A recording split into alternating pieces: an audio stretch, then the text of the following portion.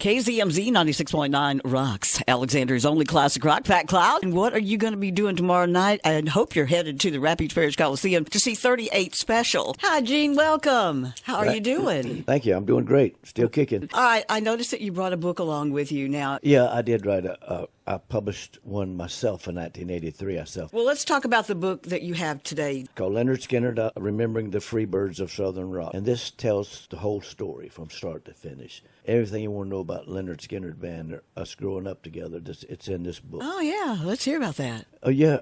There's a memorial, Dwayne Easley, which was actually one of the very first responders to find us. Him and one other boy found us after the Coast Guard helicopter was overhead. He donated a piece of the property there on the hard road, Easley Road, and put the monument up. I'm going to tell you a story. Okay. Show you how fate stuff works. When we were coming toward Baton Rouge, running out of gas, we had enough gas to turn the plane around to head back toward Macomb, Mississippi, is where FAA told them to go to.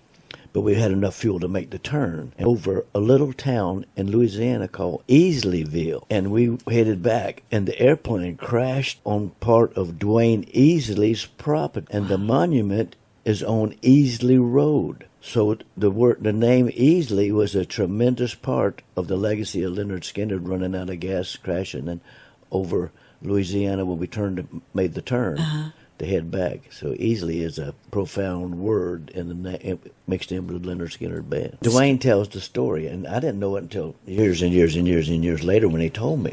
You know, and his house on that property, his house was built in the early 1800s. Wow. And that's on Easley Road and the Easley property, and he told me the story about and the Easley name, how it all tied into the Lynyrd Skynyrd plane crash, the name Easley. Are you excited for the show? Yeah. I'm going to get to see Don Barnes. I know. He is so cool. I really enjoyed talking with him. Let me tell you about Don Barnes.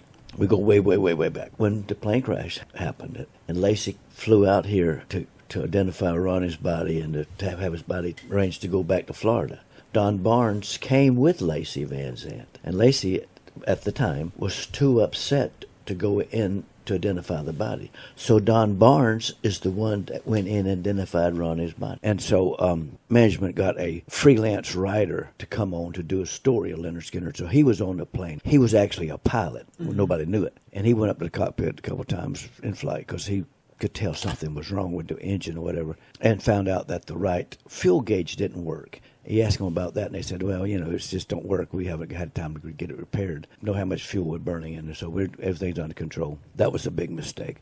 And so don't know how long they ran that engine in auto-rich position. But to make this story not so long, mechanism was malfunctioning, and there was no kind of device or nothing to know that when we left Lakeland, there was a big ball of fire blew out of the engine as we started off the tarmac.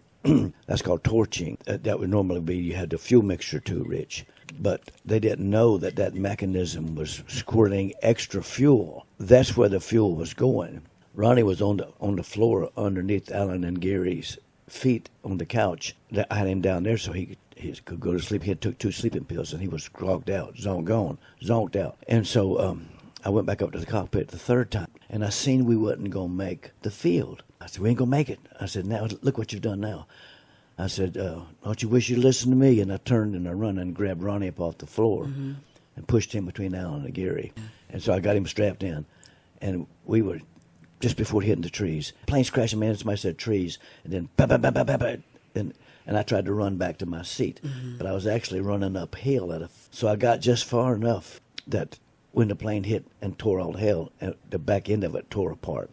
And that's what I went through, that part of it, and I landed up under the right wing. I landed up under the engine that we had the problem with. Wow. And what a nightmare that was, and nobody knew I was under there.